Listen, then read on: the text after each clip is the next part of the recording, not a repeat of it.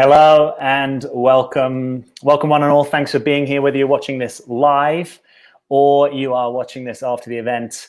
I'm Jack Butler and I'm here tonight talking about breadcrumbing, which has been a popular topic here on this channel. So I'm going to share a few thoughts about breadcrumbing and then I'm going to invite your questions and comments. So if you're watching this, please feel free to let us know that you're here, who you are, where you're from. Stick that in the comments, and I look forward to getting to some of your questions. So one of the reasons I think that breadcrumbing is a popular topic here on this channel is partly because it's happening a lot, and a lot of you have had painful and difficult experiences of this. So if that's you, my heart goes out to you. I know it can be really difficult. And I know that this is a lot more common, I think, than it used to be in the past. And, you know, one of the reasons possibly for that is that dating apps are encouraging different behaviors in dating. And I don't think it's all positive. You know, what's great about dating apps is that it casts the net wide, it's marketing, it puts you in front of people or connects you with people that historically would have been much harder to find. But at the same time, some of the incentive mechanisms on dating apps aren't that great when it comes to like long-term relationship and compatibility, right? There's a lot of very quick fire impulse people that want something now, that they actually want a connection just to talk to tonight, not that they're really looking for a relationship. So I know that that can be part of the picture for you, you know, and if there's anything that you take away from what I'm trying to say to you right now, it would be this. You don't get anywhere by trying to persuade a breadcrumber not to be a breadcrumber, right? I'm much more keen on a view of reality that says, you know what, as hard as it can be, breadcrumbing's out there and it happens. And my job is to kind of get with the reality of that rather than focus too much on the thing that I don't want, right? In life, we get our power by focusing on the things that, that we do want, right? So anytime you find yourself giving your power to a breadcrumber or feeling like you're a victim of a breadcrumber, you may want to reconsider whether that's the best orientation to reality. And what it might be is, yes, I noticed this guy's breadcrumbing, that hurts, and I'm not going to try and convince him otherwise because the right guy is going to come towards me with the right kind of energy. I'll know that he's actually available for something more, right? We call this 0-1 philosophy. Everything that's not a one, and a one is a guy that's showing up for you, that wants the job, that is consistent, that is progressing the relationship. Even then, we don't have a guarantee that it's going to work out. But what we don't want to do is be focusing on something that we know we are already guaranteed is not going to work out. And why is that? Because someone that's breadcrumbing you is not what? He's not your guy. Yeah, someone that's breadcrumbing you is not your guy. No one wakes up, really, in my experience, and I'm pretty into this now. I've coached thousands of hours in this kind of territory. A guy doesn't wake up and think, oh, I'm so sorry I breadcrumbed you. I've made a huge mistake. You're the one. Right? That doesn't happen, really. So if someone wants to come back round and show a different set of behaviors and a different level of interest and the substance they haven't had, they're welcome to do that. But that's called they're coming back around and it's in a different season. And in the meanwhile, you've shut the door, you've named your boundaries, you've moved on, you've grieved if you need to. But what's really sad is when people get a pessimistic view of men or of the world of dating and relationships based upon a breadcrumber. Because it's now not only has he caused you pain in the kind of switching off from the connection or just giving you tidbits here and there, now that person is also dictating the future of your dating, right? And we don't want that because that's a bad use of time, energy, and resources. So breadcrumbing, you got to see it for what it is. You've got to refocus your attention. Here is a difficult reality, but I'm going to share it with you from a place of love because I think it might help you. Sometimes the reality is one guy may be breadcrumbing you, but he may not go on to breadcrumb someone else, or he may not be breadcrumbing someone else at the same time, right? So there is a dimension of this, not that we need to take it personally, but just says that in the right attraction and the right connection, that breadcrumbing isn't going to be happening. And sometimes it's just, this isn't the right connection. And I don't need to kind of take that on and get really upset and frustrated by it. I can just notice, this isn't my guy. This isn't my person. And maybe this is going to be no one's guy. Maybe in this season of his life, he's just going to be available for casual and uncommitted. And that's fine. There are some people out there that are willing to play the game of casual and uncommitted. The question is that you? And normally If you're hanging around this channel for a while, that's not you, because you're actually interested in a relationship. You're interested in a connection that can go somewhere. You may be interested in partnership. You want something that's kind of real, right? You want what we call the whole enchilada. So if that's you, you don't get anywhere by just focusing on, why is he breadcrumbing me? Or did I do something wrong, right? We just take that whole module and we file it under B in the bin and say, I'm not going to be responsible for a breadcrumber's behavior, right? I'm not going to be responsible for that. That doesn't help me. And by the way, by learning not to be responsible for someone else's behavior, I actually get a big win in terms of my ability to relate with people, right? Because I become a differentiated adult and I'm no longer responsible for your experience. So I'm not going to be in a basis of codependence, right? So that, if there's one thing that a breadcrumber could wake you up to, it's like, hey, he's doing him.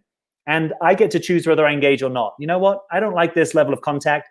I'm going to send him a quick text and say, hey, thanks for your presence in my life, and I'm moving on. And then I might block him, because actually I want to keep all my energy and resources for the thing that I'm actually looking for. So having set out my stall a little bit, I'm going to say a few hellos here. Thanks for saying hello. And if you're just joining us, welcome. This is Jack. I'm talking about breadcrumbing. I want you to share your experiences and ask your questions. And let me know where you're from and who you are. And thanks for being here. So Betty Blue says hello. Euphemia, I hope I'm saying that right, from Fresno, California. Welcome, Lucy. Hi, Jack. Lucy from Texas.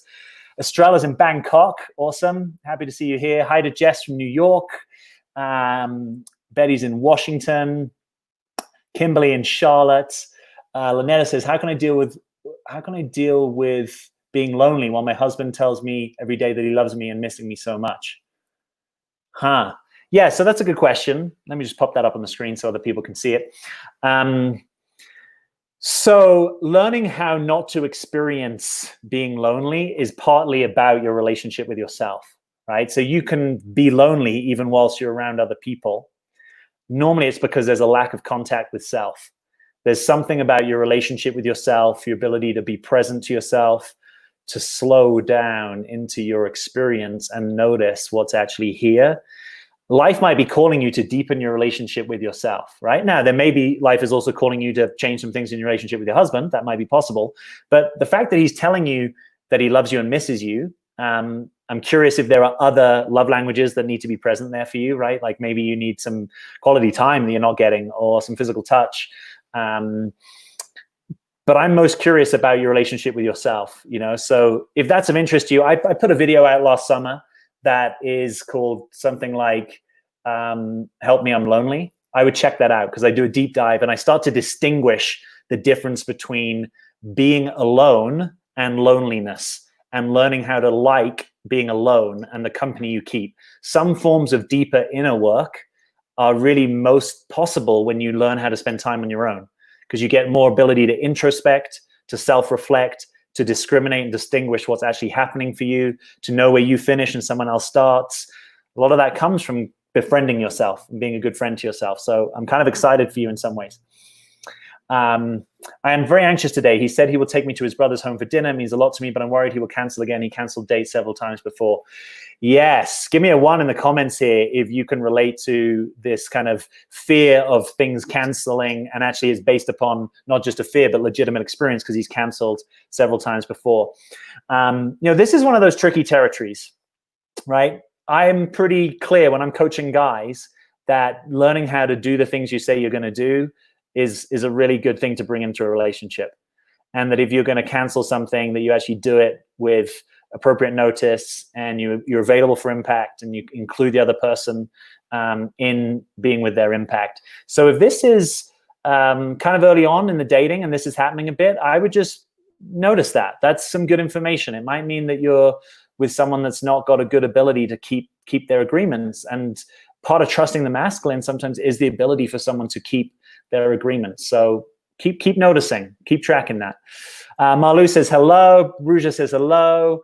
Lynn says, what is breadcrumbing? So I don't know if there's an Oxford Dictionary definition of this, but breadcrumbing, the essence of it is that you're getting breadcrumbs of contact, right? And we kind of distinguish that in a fun way from the full loaf.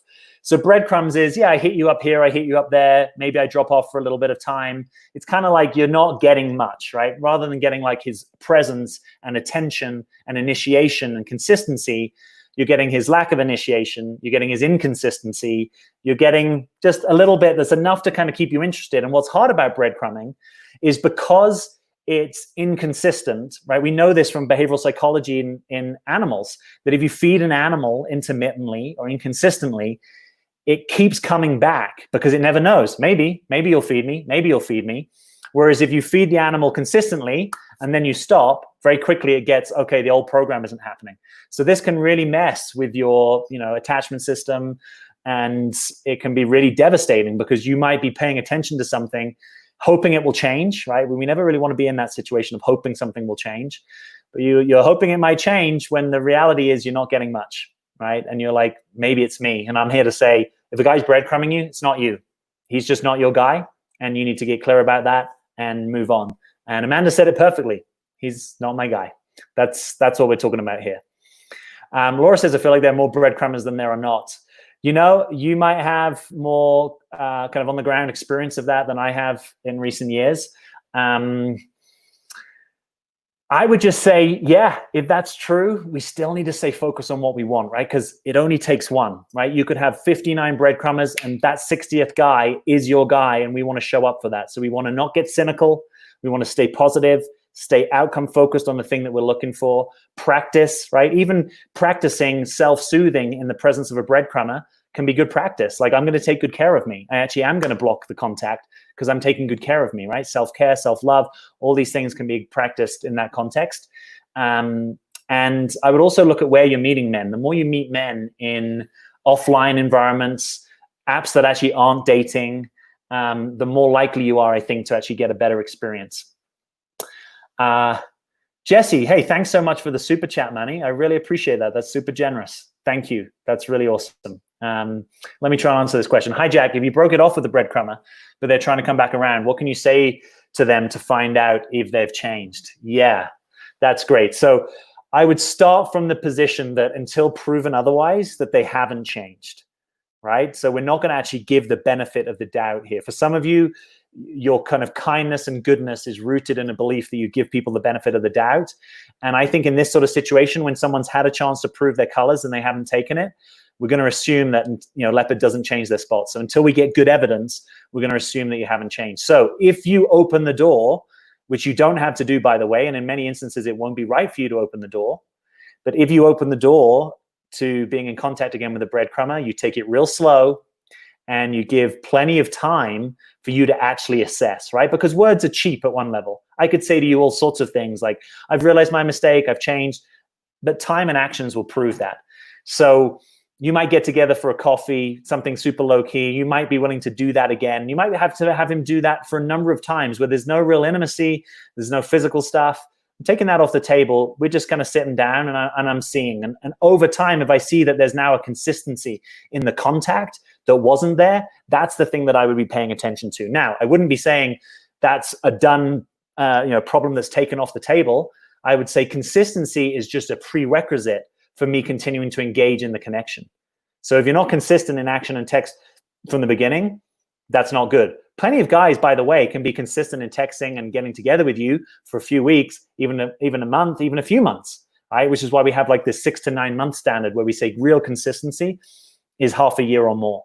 That's real consistency. So until then, yeah, I might develop feelings for you, I might connect with you, but I'm really not creating any illusion that this is going somewhere until it's actually proven that it is. And if he's really had a change of heart, he might be able to communicate something about that change of heart, right? Like maybe there was a structural issue, like my mom was really ill and I kind of lost track of my phone, or my work was bananas and I was called offshore to do some project. I don't know. Like there might be a few things, but they're relatively few, and that they can be articulated with clarity to you. So most of the time, just talking generalistically, let's realize that a breadcrumber is going to stay a breadcrumber. So go in with that mindset. If in doubt, I would be more on that side of the fence. But good luck if that really feels right to you. Hi to Nympha.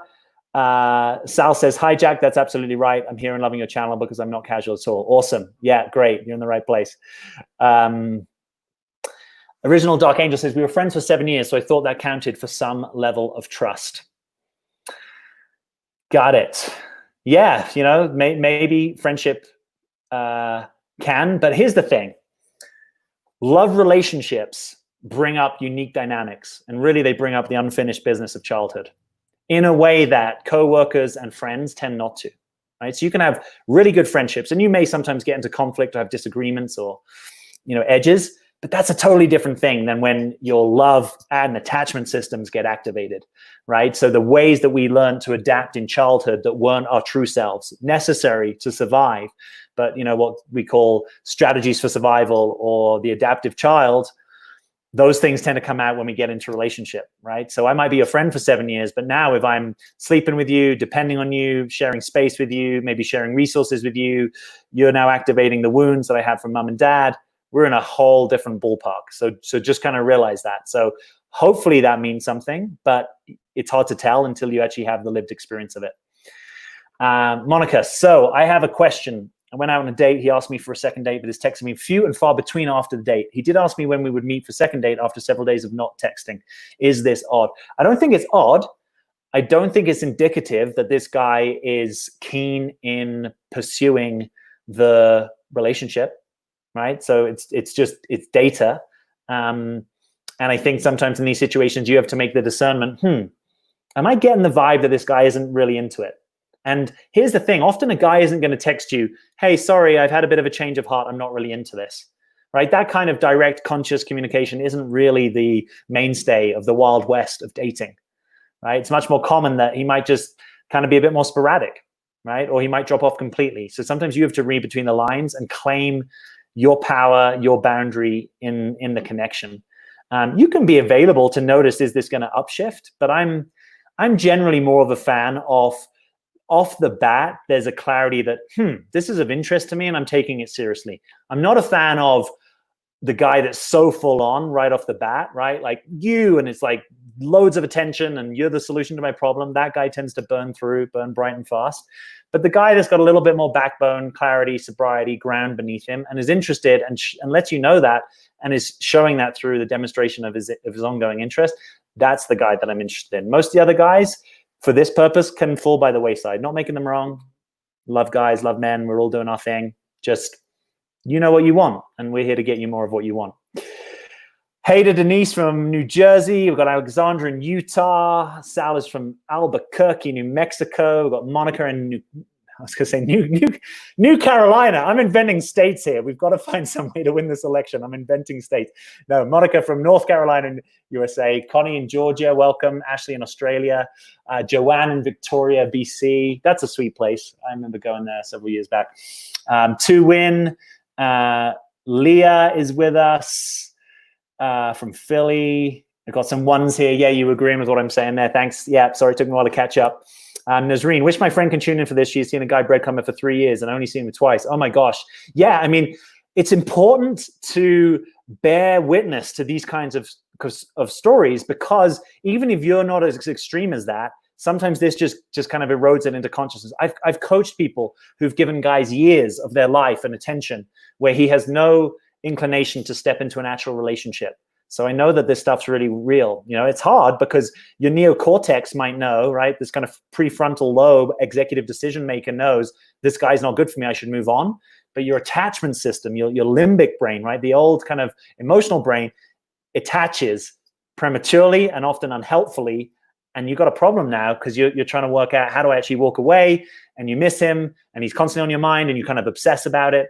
And you can give a whole ton of your precious heart energy to a guy that's actually really just a cameo in your life and was never really wanting a main role or any kind of main part. So it's difficult. That's why I really I emphasize the benefits of going no contact. Because anytime you've got this kind of sporadic contact, right? Straight back to the experiment with animals, feeding rats, right? It's like that intermittent feeding is just engrossing, and it's a similar thing with the connection. So sometimes you've got to do that painful thing and really go no contact and realize that can be a kind and loving behavior, right? It doesn't have to be an FU that I'm going no contact. It's just, I know what I want. This isn't it. It doesn't serve you or me to pursue something that I don't want, right? Because to be in a relationship, we both got to want something, right? Yasmin, hi to Missouri. Lucy said he came back around after months, had me shaking my head, expecting to pick up where we left off. Yeah. I asked what he wanted. He said, I miss you, that's all. Then did not try to reconnect. Crumbs, LOL. Yeah, totally. And I like that you bring this expression in, because this is a common thing that can often play with people's heads, right? he says, I miss you. And you think, oh, he misses me. He must care a lot about me. Maybe he's in love with me. Maybe he really wants to get back with me. And missing you isn't that, right? You can miss lots of things. And naturally, if you have a connection with a guy, even if it's a breadcrumb connection, he's probably going to miss the connection, right? All guys want connection, pretty much, right? All guys, all stages of development, all stages of readiness for relationship, they want connection. So appreciate that he misses you, but don't make meaning out of that stuff. Nancy says, when you're dating a man who says he doesn't kiss or cuddle, but after 3 months of dating, did both only to stop again, is this breadcrumbing?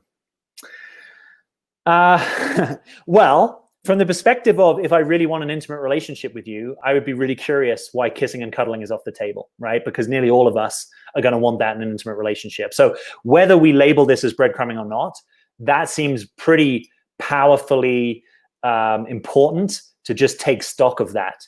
That if the guy is kind of really ambivalent in that territory, sometimes what it means is that you have more of a companionship connection from his perspective than an actual kind of partnership or real relationship. So companionship can be really great. Again, it's just difficult if that's not what you really want.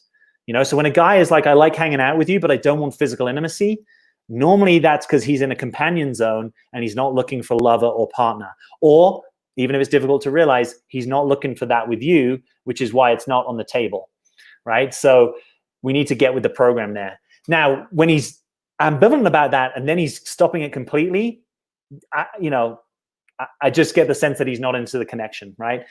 He might be available for consistent contact, just not intimate contact. Again, that's the companionship territory. So it doesn't have to be breadcrumbing.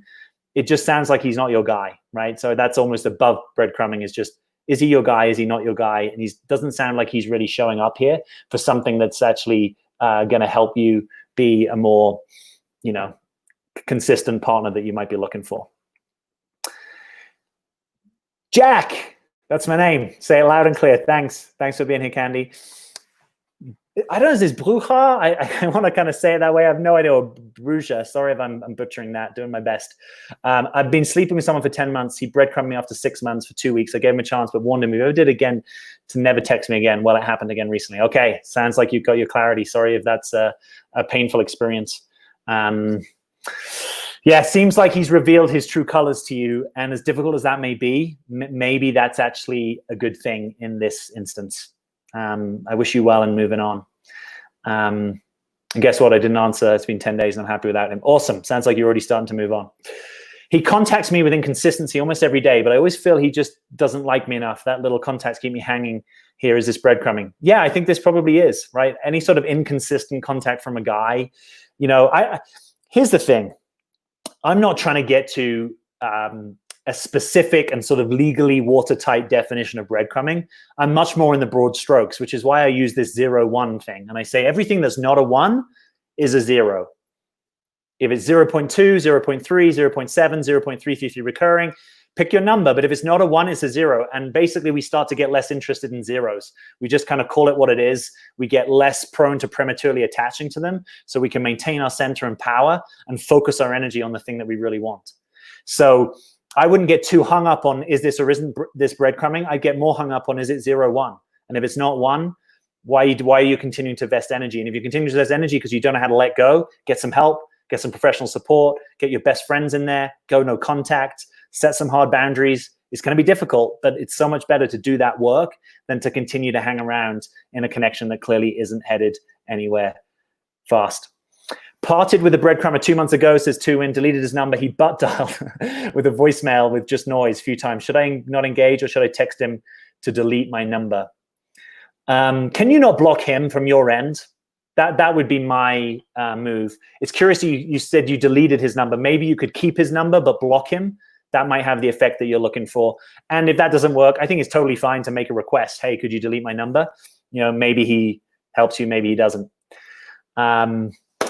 Sorry, I don't know how to say your name here. I have absolutely no ability to read what to me look like either, I don't know if that's Chinese or Japanese, but thanks so much for supporting me and my channel. I appreciate it. And I hope that I helped with the answer to your question there. Let me know if you have any follow-up. And for those of you, if any of you want to support the channel in this way, this is Super Chat. You can just click the button. You kind of put in your details. You can send as little as $1 or as much as anything you want. And it's one way of just supporting this channel and allowing me to do more of this work, which I super appreciate getting the opportunity to do. All right, you guys are ahead of me. I'm going to play catch up here. Yes, I love this. Jazz and Justice, great name. Once a breadcrumber, always a breadcrumber. I think that would be a great mantra to sear into your consciousness, because rarely in my experience does it go the other way. Does the breadcrumber deserve a birthday congratulations, or I have to stop talking to him completely? I mean, so you're a choice here, right? So part of claiming your power and your authenticity is delving into yourself and noticing what's really true for me. If I'm wishing him congratulations because I have a story that I need to be nice, that's not a good reason to do it. If I'm wishing him congratulations because I have a covert agenda that I want him to come back into contact and I'm hoping that the breadcrumber changes his spot, so to speak, as the leopard, no, that's not a great reason. If it's like, actually, this can mature into a friendship and I want that and I'm available for that, then fine, have at it. But I'm mostly a fan of a period of non-friend so that we can just really let the thing go fallow, basically die, and then we can create this new form called friendship. Sometimes if we just slip too quickly into friendship, one or the other person still has kind of feelings, maybe a little bit of confusion, maybe I haven't actually grieved and let go. So that's something just to be mindful of. I need discernment help, says Candy. I think I'm codependent with object frustration. Have you experienced working with people with that combo? Not explicitly, as I think off the top of my head, but obviously a lot of people don't even have the language that you're talking about here. So the language of being codependent, right, where you feel enmeshed and responsible for another person's feelings and experience. Object frustration, right, or what I call, it's not, I can come up with the phrase, but the frustration object relation is this sense that the other is always out of reach, right? So it might be hard to be fully codependent with someone that you're not actually in a dependent relationship with. Does that make sense? So normally the pattern with object frustration is the relationship is like the oasis in the desert. It's the mirage on the horizon that I never actually get to have. So there's always this feeling of dissatisfaction and frustration. And quite commonly with the frustration pattern, you go after unavailable people. Right? You go after unavailable men, or you go after men that are in a relationship, or you go after men that are technically single and available, but they're emotionally unavailable. So I'm not sure, just shooting from the hip, that would be the most common pattern that could be coming up. So good question though, and I like that you're kind of dealing with these terms. Lou Regina from Saskatchewan, Canada, welcome. Paulette, welcome. PH4, help me with that. Jazz and Justice, from now on, I'm only dating men at least 10 years older than me. Got it. Sounds like some clarity. Denise says, 4 years invested, continuous banter via text, but never steps things up. When I try to cut him off, he says things I want to hear. It's really complicated. Yes. Yes. So this is where we say things like actions speak louder than words, right? So for you, it may be that your love language is words of appreciation. So when people say things or they kind of charm you through their language and their promises, you're seducible. And you might have to become a little bit less seducible. You might have to become a little bit more sober, a little bit more boundaried, a little bit more, I'll really believe it when I see it. And by the way, if you really want a solution to this, go no contact and block him, because then you don't know if he's texting you. So then you're actually not seducible. And that might be difficult, but 4 years, hey, plenty of time to know. In 4 years, you can have a number of full-blown relationships, right? In 4 years, someone might have, built a whole life with you, right? So 4 years is a pretty decent amount of time. Anything over a year, I would say, is a decent amount of time for a guy to know where he stands. And if he doesn't have clarity but wants to continue the connection, he can let you know that, and you can then discern if you're actually yes to it. But 4 years, yeah, I would say it's probably going to be time for you to move on, even if that's difficult. They're so full of crap with I miss you nonsense.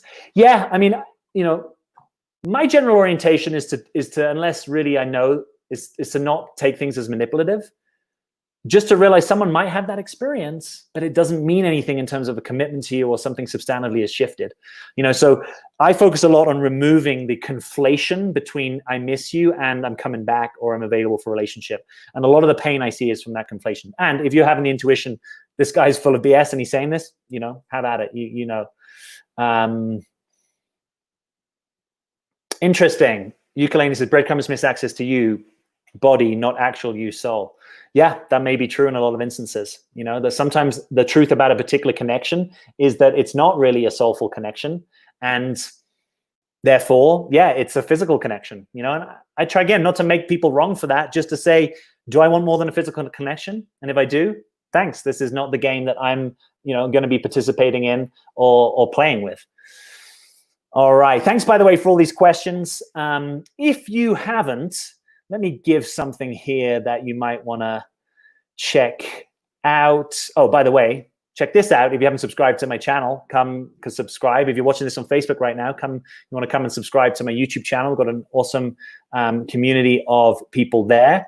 And I'm also just going to put here in the comments, you haven't got my He's Your Guy checklist. If there's a guy that you're thinking, is this my guy? Is he showing up? Does he meet what I call the showing up standard? Run him through my checklist. It's free. Just click that link, download it. It's 9 points, super simple. A lot of people have used this just to get clarity. So do that and give this video a like if you haven't. If you're liking something here, it's great to just help me get the word out. I appreciate it. Hit the like, subscribe, and download the He's Your Guy checklist. All right, let's jump back in. Lucy says it was a great opportunity to set my boundaries. Awesome. And let him know he's not my guy. Awesome. Big thumbs up for that. Great. That's all something that we can practice. Candy, so good to hear from you, Jack. Hey, thanks so much for supporting the channel. Super appreciate it. And I know that you've been present for a number of these. So thanks so much for doing that.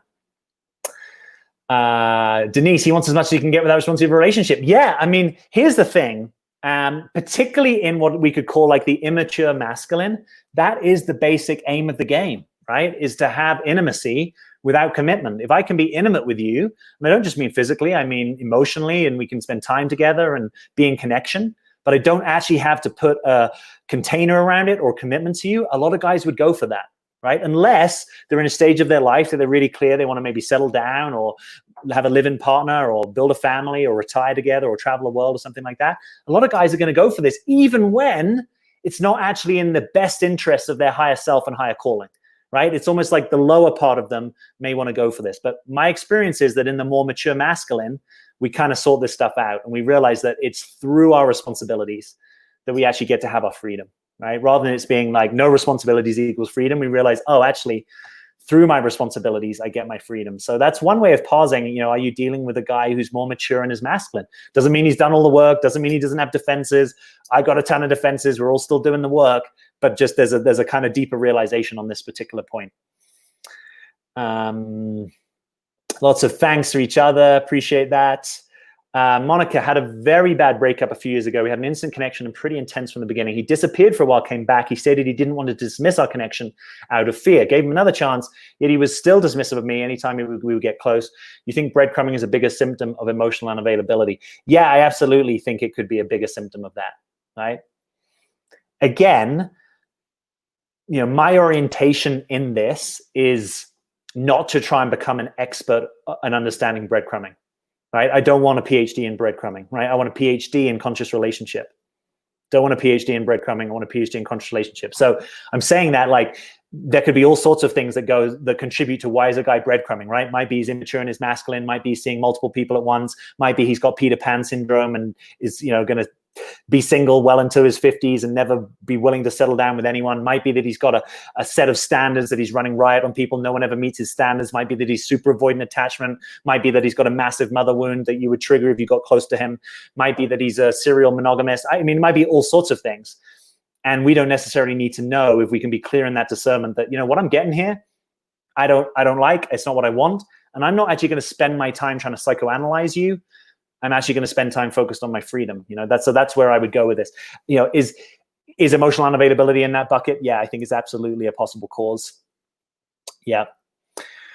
What is 1 or 0? So in the way that I'm deploying this is a little bit of a Jackism, right? I'm not a Silicon Valley tech guy, so I'm not steeped in all the understandings of binary. But this is a binary sort of perspective that I bring, which is basically to say a 1 is a guy. Again, if you haven't.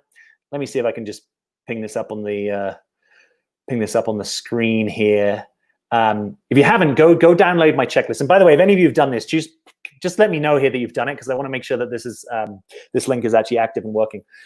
Download the checklist because I'm basically saying this is a 1, is a guy that you run through this checklist, right? Does he want the job? Is he consistent in his contact for 6 to 9 months?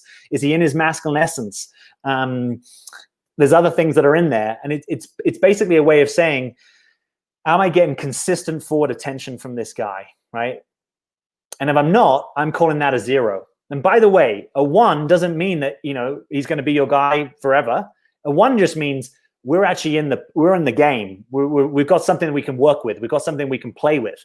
All the other guys, it's almost like we're not even in the full arena, right? Because if you're in, but then you're not, and then I don't hear from you for a week, and then you text me, say you're sorry, you've been busy, then I don't hear from you a week, you're not even in the arena, right? So sometimes I make it real simple.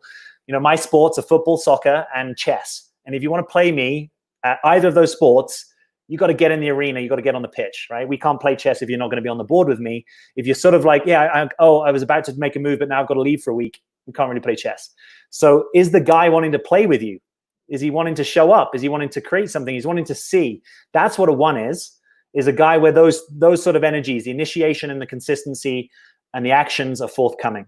When that's not in place, you're going to have an uphill battle. And we don't want to be in an uphill battle. We don't want to be trying to persuade a guy that he should be showing up more for us.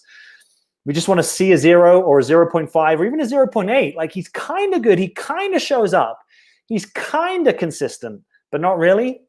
I would let that go in most instances because it's unlikely that it's going to evolve and change, right? Much better you let that go and then he comes around in a different season if you're still single and want a relationship and that something substantially changed on his side of the fence. So that's what I mean by 0 and 1, is that anything that's not a 1, we treat as a 0. And I sometimes make this clear. I use this phrase, does he want the job, right? I have my own little business here. If you wanted to come and work with me in my business, do you want the job? It's not just turn up on Monday if you want. It's like, no, if you want the job, you've got to be in Monday, Tuesday, Wednesday, Thursday, Friday. We've got these hours. We've got an agreement. We want it. You're doing it. Doesn't mean it's going to work out. You might, after 3 months, say it's really not working to work with you, Jack. Or I might say, hey, it's really not working for you to work with me. But at least we're in the arena playing and we're both showing up. Whereas if you call me on Tuesday and say, hey, I'm not going to be around for 3 weeks, I might text you if I can think about it next Tuesday, but maybe I won't. What are we dealing with? We've got nothing to talk about. And you and I can have all sorts of commentaries about nothing, but let's have a commentary about something. So a 1 is a something. Everything else is a nothing in this. And I make it stark because, believe me, I get so many messages all the time about these kind of 0.2, 0.3, 0.5s. And I think everyone thinks that their situation is very unique, and maybe it has some uniqueness, obviously. And there's just an undercurrent here that you can spend so much time in these point territories, 0.5, 0.3, 0.1, and it doesn't really go anywhere, right? So I'm kind of cutting to the chase for you. I'm bringing a little bit, of a sword of discrimination. Let's just be on the right side of that. Thanks for the question. All right, let me scroll back up. Tuwin says, I blocked him. Awesome, good work. Thank you for turning a bad situation into a good one. Yeah, right on. He only wants to hang out on the weekends, nothing during the week. Yeah, probably not your guy, right? If you want a connection where it's like, actually, we can connect, at least 2 to 3 times a week, and that includes during the week. It might be that he's available for a relationship style that someone else would be a yes to that you're actually a no to, right? Some people super like their own time, their own space, their own place, and a guy that just wants to connect on the weekends is fine. What I would also say is this has, to me, the flavor of lovership, right? When I'm actually available for a lovership, not a partnership, that's when I just want to hang out on the weekends, right? Because it's like, yeah, during the week, I just want to do me and do my thing. And then, yeah, maybe we get together on the weekends. But it's not really likely to be an actual partnership that we're going for. So that might be something just to be aware of. 1, he's definitely into you, and you can tell because he's consistent. 0, when they're inconsistent and they keep you wondering if they really like you or not. Awesome. Couldn't have said it better myself. Thanks for saying that. Ladies, please trust your intuition and do not jump into it. Keep your head cool. Remember, you boil a frog slowly. Yeah, I'm curious if you all know that kind of reference, right? So the sort of adage goes that if you take a frog and you put it into boiling water, it jumps out. But if you put a frog into cold water and gradually heat the water up, it doesn't actually notice. So what else have we got here? Nancy, thank you so much for your support. Appreciate that. Thanks for supporting the channel. That's so awesome. I'm grateful. Thank you. Carol from Montreal. Hi, welcome. Jazz and Justice. Action speaks louder than words. Yep, big fan of that. Thanks, Jack. Great answer, says Natalia here from Buenos Aires. Awesome. That's the one. I'm lucky in my life. I've done a lot of travel. The one continent I have not traveled to, which I'm hoping at some point in the coming years to rectify, is South America. I also haven't been to Central America, but I hear great things. Also, great things about Sydney, which I was actually meant to be. We were meant to be in Sydney, and then the wildfires hit, and I have so many respiratory issues that just being anywhere near that level of smoke wasn't going to be working. But Kristen says, "Hi from Sydney. Ex called, wanted to catch up, said he misses me, but didn't set a date. I'm not going to reach out until he actually makes a date." Awesome. Love that you're honoring yourself and that you're going to hold that boundary. All the power to you. Candy, this guy and me have a good text rapport, fun, sweet, but in person I question, does he even like me? Feels like Dr. Jekyll and Mr. Hyde. He leads with sex a lot. Yeah, sounds like a kind of fun, sort of sexy, flirtatious connection, but maybe it's not more than that. Maybe he's shy in some ways, right? For some people, it's easier to sort of text you something than actually kind of let you know in person. I would ask him. I would kind of get direct and just say, hey, how are you thinking of me? Or what's your interest in me? Where do you see this going?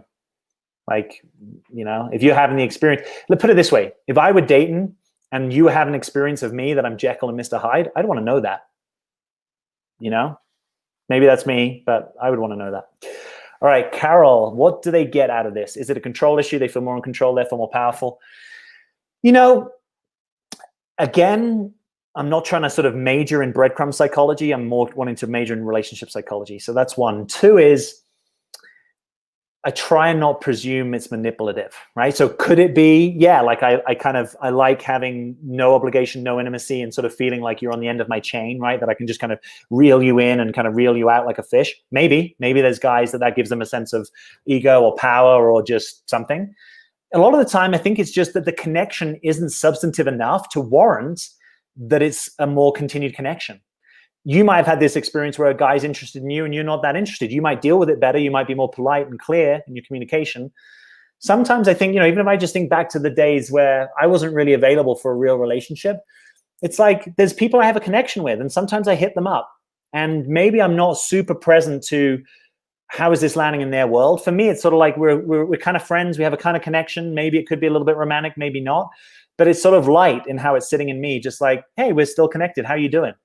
But if that's landing in your world as, you know, I'm feeling attached to you, I want something more, this is kind of like it's not nice to hear from you because it's kind of yanking my chain, then I think that's your responsibility to name your boundary. I don't think we necessarily have to see it as manipulative. If we're clear it's manipulative, then we even want to hold that boundary even more, right? But that's why I'm saying don't become a victim to a breadcrumb. You don't need to lose your power. You know, it doesn't matter if you have a control issue. If I'm not playing ball with you, you have a control issue. I'm not playing a power dynamic with you. I'm not one up. I'm not one down. I'm just clear. I want a relationship. That's what I'm doing. If you're not that, step aside. If you won't step aside, try block. You know, it's kind of a little sort of to the point, direct, blunt. And that's where we go with it. I can be soft and let you know, hey, it's been nice connecting with you. I'm definitely looking for something more. This in-out thing doesn't work for me. So I'm going to be letting this go. But it's been nice to know you, and I really hope you get what you're looking for as I get what I'm looking for. You can totally do that. But yeah, a lot of the time, I think it's casual to them. You know, when you're casual, I can hit you up at 2 a.m. and just say, hey, how's it going? It's not a big deal to me, you know, and that might be hard for you if it's a big deal to you, but that's just the reality that we've got to kind of get in, you know. Thanks for clarification. You are welcome. True. Awesome. Want us to learn to do it's process, trial and error. I think helped me to get rid of a player early on. I think this is about holding that kind of boundary. Hey, if you have just joined us, welcome. Thanks for being here. This is a live Q&A. I'm Jack Butler. I'm talking about relationships. We've got an awesome group of people here, got tons of questions. Thanks for your engagement. Thanks to those of you that have supported the channel. If you want to support the channel, you can do so through a super chat. Click that button. It'll take you to a page. You pop in your details, and it can be any amount. It can be $1 or up. So all and any amounts welcome. And if you haven't, download my He's Your Guy checklist, becomingtheone.us/checklist. This is 9 pithy points that you can run any guy through to get clarity about who this guy might be to you in your life. And by the way, if you run them through the 9 and you're still like, not sure, then what do? Do we think 0 or 1? 0, right? Everything that's not a 1 is a 0. So we go that direction. Jill, love you, Jack. Oh, thanks. I appreciate that. Thanks for the smiley face and the flowers. And also thanks for such a generous donation to the channel. That's really awesome. And I appreciate it because it allows me to do more of this work where I get to work with more of you than just doing my one-to-one work. So thank you so much. Thanks for being here. All right, I'm scrolling. There's definitely an art to this. All right, I'm back in. Connie from Buffalo, awesome, thanks, welcome, thanks for being here. Brenda says, what do you think about blocking someone for a period of time to see if they really want you? Well, I'm a fan of going no contact in service of letting the connection go. And if it wants to come back around and he's got something more substantive to bring to the table, then he can bring that to the table. So yeah, I'm a fan of it in clarity. I'm not a fan of it if it's sort of trying to create a desire that's not really there, right? So we don't want to use it kind of manipulatively. But if it's like, hey, this isn't, it's breadcrumbing, it's inconsistent, so I'm going to shut this down and see if something more can happen, great. I'm super a fan of that. If you really block them, though, it's sometimes hard to know what's coming back. So I would probably set hey, let's go for coffee in plus 30, plus 60, plus 90 days. And we can check in, see where we're at. And if we're done at that point, we're done. But if there's something more, we can talk about it. I'm not a fan of allowing a guy to be in connection with you without having the real conversation, right? So if we're getting together for that coffee, it's not just for you to tell me about your work and what's going on in your life. That can be a little part of it. But the essence is, what's here? What's happening? What are we available for? What are we doing? Right? So you don't want to let a guy back in that is just kind of casual, because you can then repeat the same issue. Basically, a guy doesn't have a right to connection and intimacy with you at a deep level if you're looking for partnership and he's not available for that, right? You sort of set a barrier. Intimacy and connection is available in the context of commitment, or like we're moving in that direction, right? There's no guarantees. It may or may not work out, but there's an energy that's coming towards you in that kind of way. Lucy, thanks so much, Jack. I get sober listening to your sound advice. Awesome. Sober is the new sexy. We've been saying it for a while. Happy to be championing that cause. I don't quite know how I got myself elected for that, but it seems true to be saying it. Welcome to those of you that just joined us. I'm taking questions here. Thanks so much for all these questions. Lynn says, thank you for the checklist. Awesome. It's working, the checklist. Awesome. Monica, thank you for downloading that. Good luck with it. I hope it's useful. Should I break up with him, or how should I react if he doesn't take me to his brother's home for dinner, which he said yesterday? It's been 10 weeks. I feel at least this is taking relationship to, don't know if there was a continuation of that. I'm not seeing it here. If he doesn't take you to dinner, I would be naming your experience. Like, I'm feeling really disappointed. I'm having the experience that you make these date commitments, you don't show up for them. That has an impact in my world. Here is that impact. I feel sad or angry or rejected or disappointed. And you know what? That doesn't really work for me. So we've got a couple options from here. One is you start aligning more with your words, right? Or you renegotiate your agreements better if you need to change a date. But this kind of flakiness thing isn't going to work for me. Or two is, my intuition is flaky guy isn't going to become unflaky. So I actually cut it off then. But maybe I'll let you know that's what I'm doing. And if he wants to come back around with some more kind of clarity and not authenticity, just integrity with his own commitments, then he can do that. But most of the time, it doesn't go that way in my experience. Flaky guy doesn't unflake himself. Lucy H, I agree. Jack gives such grounding, workable advice. Awesome. Love grounding. And that's actually, I super appreciate that. That's particularly meaningful for me, because for a lot of my life, I don't think I was particularly grounded. And it's been something that I've really had to work on, my own sobriety, my own groundedness. So I appreciate hearing that. Monica says, I had a guy that was really consistent until he wasn't. He started distancing, finding inconsistency happened around month 4. So consistency in the beginning doesn't spell out a 1. Time tells a lot. Yeah, totally. Yeah. So by the way, you've just downloaded that checklist. So one of the points in that checklist is consistency over 6 to 9 months. That is much more of a standard. That I think 95+% of guys drop off in that period because actually they're not up for that level of consistency. So yeah, thanks for sharing that. I think you're right. Communicate with angels. I love that my new man I'm dating texts me at least once a day. Such a nice change from breadcrumb and drop-off guys previously. Awesome. I love that that's happening for you as well. May it continue. Great checklist, a few typos though. Awesome. Thanks for pointing that out. We'll see if we can get that fixed at some point. Glad you're enjoying it. I've been divorced for 2 years. I'm over 50 and been on a handful of really bad dates. Oh, tired of all the dating sites, or tried all the dating sites. Are there any good guys left out there that want a serious relationship these days? Yes, there are. There are. Don't lose hope. Here's the statistic, right? Which is something like 80% of guys over the age of 25 are or have been married, right? So still, most guys are orienting in that direction, right? Doesn't mean that necessarily it's always going to work out, but most men are at some points of their lives oriented heavily in that direction.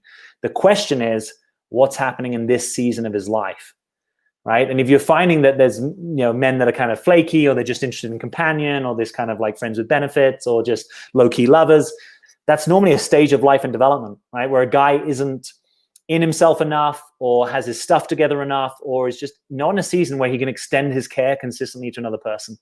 And so it's good to see that. I'm such a fan of getting off the dating sites and meeting people in person. Obviously, in lockdown, that's been more difficult, but really just following your passions and hobbies, workshops, classes, seminars, communities of learning. If you're into fitness, go on the Strava app. If you're into singing, go on the karaoke app. Just find the apps that relate to your interests and see if you can naturally connect with people there. Kind of in a more just, hey, how's it going? I liked your song. Or thank you for your feedback on that trail. I'm going to be doing that trail sometime. Just kind of starting conversations that way and seeing where it goes. Because on the dating apps, in theory, it's good because we're looking for a relationship. But I'm on a dating app. I could be looking for anything from super just, casual sex all the way through to, I'm looking for a life partner. But the way the apps are set up, the incentive systems, I don't think these apps are built by people who have a super sophisticated understanding of mature love relationships. I don't think that's their core market. I think their core market is helping people connect. And some of the quickest ways we connect is through animalistic attraction. I'm not making that wrong, just it's not a very good predictor of relationship success, right? So they're not, the way that they're pausing for like, oh, do we have these interests or geography, or that's not really the deeper. When I talk about real compatibility, we're talking about things like defense styles. We're talking about worldviews. We're talking about stages of development, consciousness. These are things maybe an app eventually can pause for them, but at least to do that, it would have to have someone programming that is pausing for those things. And most of these aren't. So they're just marketing. They're a way of getting in front of someone and seeing if there's a connection. But a lot of what will happen there is misery of choice, is guys that are just horny, is guys that are just looking for something casual, guys that don't even realize that they're not looking for something as serious as they think they are, because they think of themselves as a good partner. But actually in this season and stage of life, you're not going to be a partner to anyone, buddy, because you're not available for that and you haven't even realized. But you're still going to be attracted. You're still going to want connection. So yeah, you've got a discernment issue. You've got to discern which guys they're actually into something more serious. Hopefully they put it in their profile, right? That's one way of pausing. And then hopefully they have some kind of consistency of action that extends into getting into dates. So don't lose hope. It's a bit like sales, right? A lot of it is nothing, going nowhere. And then out of the blue, boom, someone that's interested. And just the whole energy of when someone's interested. I mean, I even have this in coaching, right? Lots of people think they might want coaching, and then there's someone that's like, you know what? I want coaching, and I want coaching with you. And the energy is clear and it's direct, and it's just easy to make something happen with that energy. And it's a similar thing when a guy really has that energy. So you might have to go through 99 guys, but that 100th guy, so it only takes one. That's the kind of the saving grace of this is you can get a lot of dross, a lot of noise, a lot of, hey, I want to be your pen pal, and I'm never actually going to be available for a relationship. But maybe eventually something actually comes out of the woodwork that is worthy of your pursuit. And that's what you've got to stay energized by, All right. Agreed, Candy. It's ridiculous how old some of these men are and out here playing games. Yeah, I'm sure it's a massive availability of women who do the chasing. Spoil them. PhD in breadcrumbing. Yeah, maybe that could be. You want to come to Jack University, get your PhD in breadcrumbing. I can offer maybe a free PhD to guys to help them not be breadcrumbs. No, let's just focus on the guys that are already clear what they want and it aligns with you. All right. Sean, so glad I could cop on. Jackie boy, slow down. So glad I could hop on here. Hi from San Diego. Hey, you're welcome. Do we just ignore a breadcrumber when he next breadcrumbs by a text? Yeah, I think you have two basic options. One is ignore or delete block. The other is just a succinct, clear communication, right? We don't need a whole elaborate story. We need 2 or 3 sentences. Hey, I noticed that this level of contact isn't what I'm looking for in a relationship, so I'm not interested to connect. Now, if I really want to persuade you otherwise as a guy, I can come back and say, hey, I get it. I've been, sick these last 3 weeks. Give me another chance. And then it's up to you. But again, don't be seduced by just words. But you don't need to feel sorry for him. You don't need to be responsible for his experience. Just name it succinctly what your experience is and that you're moving on. And then I would move on. All right. If a breadcrumber texts, is it better to ignore and block him or call him out? Yeah, so similar sort of question. Here's the thing. You're not his coach. You're not his accountability partner. You haven't been hired to try and improve him. So if you can say, I would stay on your side of the fence in your experience. If you're losing energy and power to, you're kind of actually feeling upset or hurt, or there's kind of contempt or snideness, if that's going on, I probably wouldn't get engaged with him, right? Because you're not trying to educate him. You're just trying to name you and your boundary and your standard. So if you are going to say anything, do it on your side of the fence. I don't know if he needs calling out, in the sense you guys don't have an agreement, so it's not like he's doing something that we can say definitively is wrong. I don't take that stance. It's just not what you want. There might be someone else who doesn't want a relationship with a guy who loves just hearing random texts every so often, right? That could be possible. Those people exist. So again, we're not in the moral high ground here. We're not trying to one up. We're not trying to say, hey, you're wrong and you shouldn't do this. No, it's just, you're not going to do this with me. Do you see the difference between that? It's not you're wrong and you shouldn't do this. You don't get to do this with me. Why? Because I don't want this. I'm clear what I want. I'm playing a different game, right? There's a bit of a different thing. It's like, do I need to go down the pub to the guys that are, sitting at the bar completely drunk and say, you shouldn't be drunk? No, I just don't want to engage. It's not the game that I'm playing. And maybe if I did, that'd be fine. I'd be down the pub getting drunk, having fun with them. Do you see what I mean? It's like different strokes, different folks. You choose what you want. You choose what you let into your life. Often use the metaphor of the cell, right? The cell membrane that's selectively permeable. It decides what it lets in and lets out. That's up to the cell, right? If you're short of water, it's probably going to let more in, right? If you're plenty full up with water, it's going to keep it out. If you've got enough connection in your life, there might be certain connections you're just not available to. Or if you're clear there's a thing that I want and it's not this, that's what I'm about. So all of this is to say is that decision isn't the most important one. The most important one is you moving on, right? Whether you say something or not, whether you say it brilliantly or less brilliantly, that's like secondary to the actual moving on.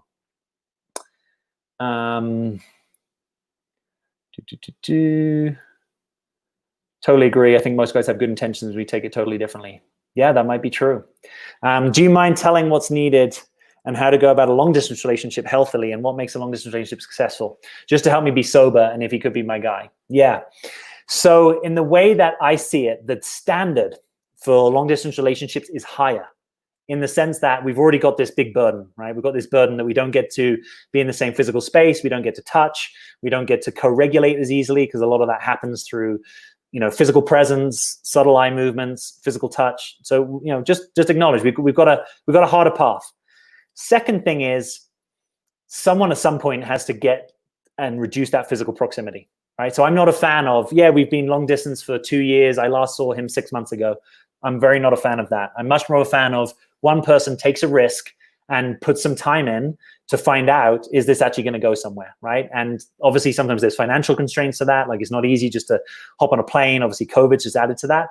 But that's got to be the mindset that we need to more quickly establish, is this worth some investment of energy? Rather than we've got this like slow, and then eventually maybe we find out it's a no. Like that's not what I'm into. I have a video on long distance relationship. I released it, I believe, late June, early July 2019. And it's got long distance relationship in the title. So go check that out, because I do a little bit of a deeper dive on that. But let's find out if we've actually got something to play. If we've been connecting for a month and we're doing maybe 2 or 3 times a week, we're talking, have a video call or a live call, at some point, someone's got to broach the how are we going to get together? And maybe it should be a little bit even more, if I'm being a bit traditional here, maybe there's a little bit more on his side of the fence, right? If he's going to pursue you, if he's going to initiate, if he's going to be resourceful to figure out, how do I get to spend time with you? Maybe I need to shift my shifts at work. Maybe I need to take a long weekend. Maybe I'm going to have to fly in and out on the same day. Maybe I'm going to have to make a bunch of money so that I can go and do that. Like, I'm a fan of a guy figuring out how to do the pursuit. And, you've got to help. But if that's not present at all, if I'm a guy and I'm like, yeah, I can go 6 months, 12 months and I don't see you, am I really trying to claim you? Am I really appreciating that you have some preciousness and uniqueness that may not just hang around forever for me to decide whether I even want to come see you, let alone make any kind of commitment to you, let alone a commitment that might actually work, right? So I set the standards high for that, and I think you should too. That would be my advice. Malu Basic, hey, thank you so much. I appreciate the super sticker. And You're testing me and my knowledge of currencies. Is this a Filipino currency? I've never been to the Philippines, if that's true, and I'm curious what your currency is. Maybe you can let me know. But thank you so much for supporting the channel, and apologies if I'm barking up the wrong tree. Let's look for another question here. Dun, dun, dun, dun. All right, what do we got? Oh, Anise, supporting the channel as well. Thank you so much. I love this, guys. I really appreciate it. You're really flattering me. Thank you so much for your support. And thanks, Anise, for your support specifically here.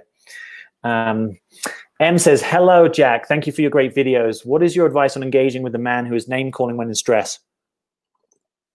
I left him immediately, but it's a very common experience. Yes, I know that this can be really difficult.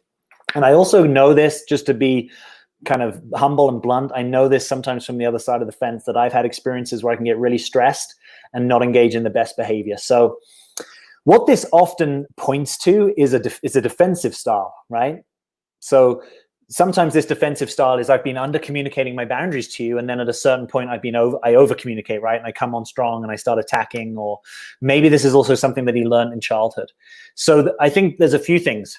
One is, it's best not to stay for long if that is what's happening, right? So there might be a, hey, I really want to talk with you, but this name calling is really hard for me. So if we can't cut that name calling out, I'm just going to have to take some time for me, and then maybe we can come back to the table. And if you can, do it in, you know, your least threatening, least defensive, most centered, most present way, right?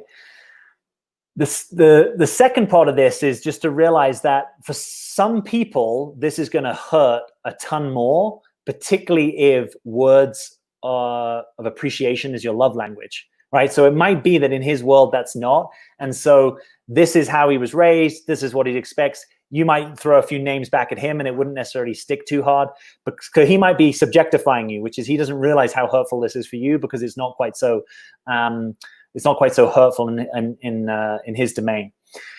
Anything that you can do to de-escalate, right? Maybe you need to go see a therapist together, right? Maybe there's some listening skills. I'm a big fan of witnessed monologue, which is actually, you know what? We need to talk more seriously. So why don't you have the floor for 10 minutes and you can just say what you need to say, please, if you can, keep it clean.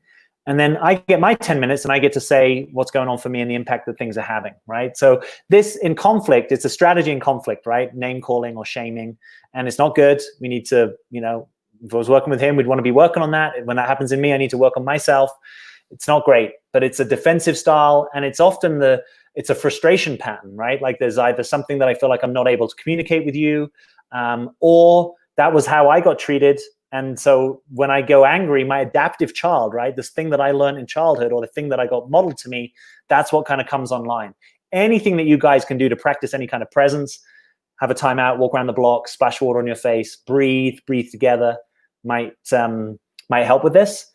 And I would also see if it's possible to have a conversation at a time when you're not triggered, either of you, and he's not angry.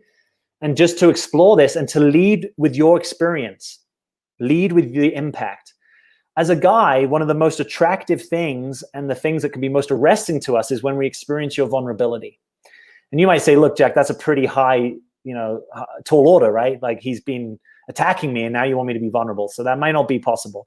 But if you can let him know, hey, this really hurts, and this is what happens for me, you know, I get, you know, preoccupied by it, or it takes me back to when, you know, my dad called me this, or people at school did, or whatever is your true experience.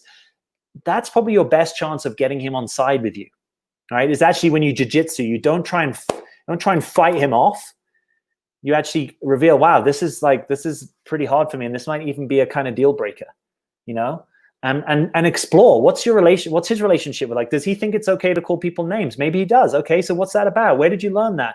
Where are your boundaries with that? What's acceptable to you? What's not? Like, how would you feel if I called you this? Oh, that wouldn't hurt. Okay, at least you're then getting a bit of his world to kind of go with it. But it might be something that, you know, ultimately doesn't work for you.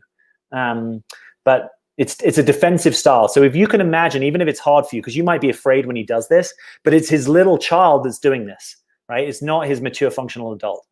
It's his little child who either feels underexpressed, attacked, defensive, whatever, wounded, right? And it might be that he's got to learn a better way of doing that. And it may be that that's, you know, supporting him to get the right sort of support with that.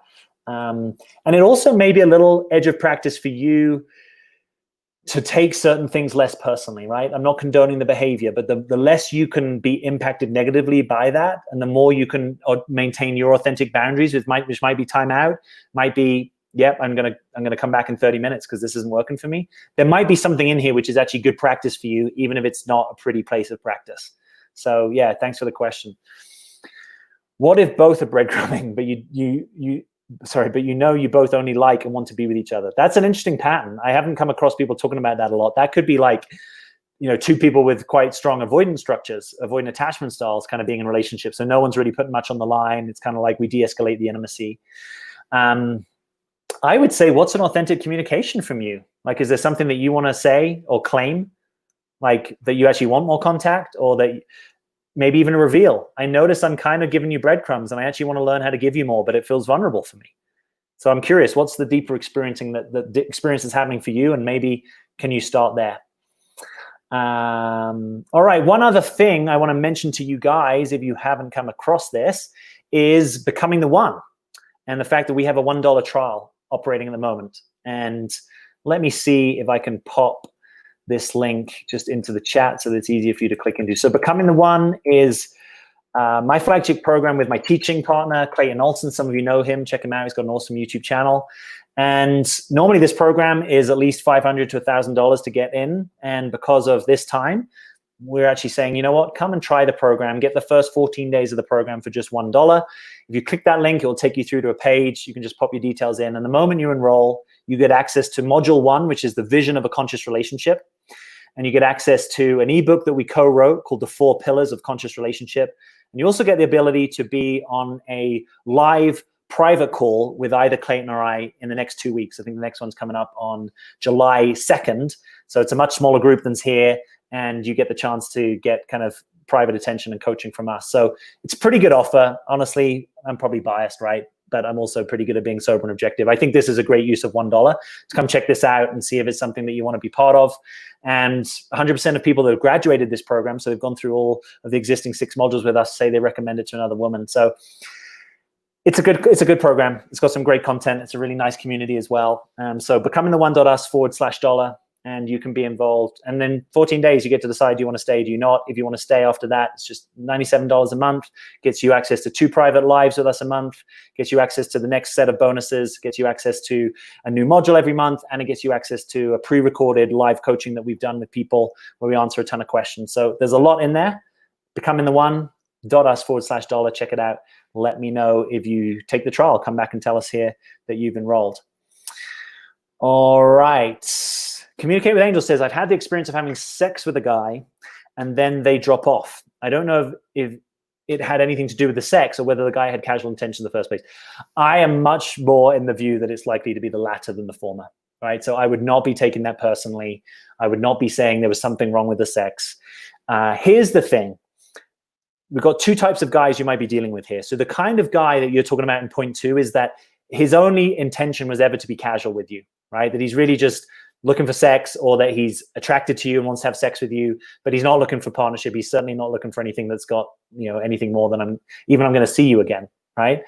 There's a second type of guy who becomes that type of guy, but doesn't have that intention. It's like, there's clearly a chemistry between us and there's attraction and I'm drawn to you and yeah, I'd be down to be sexual with you.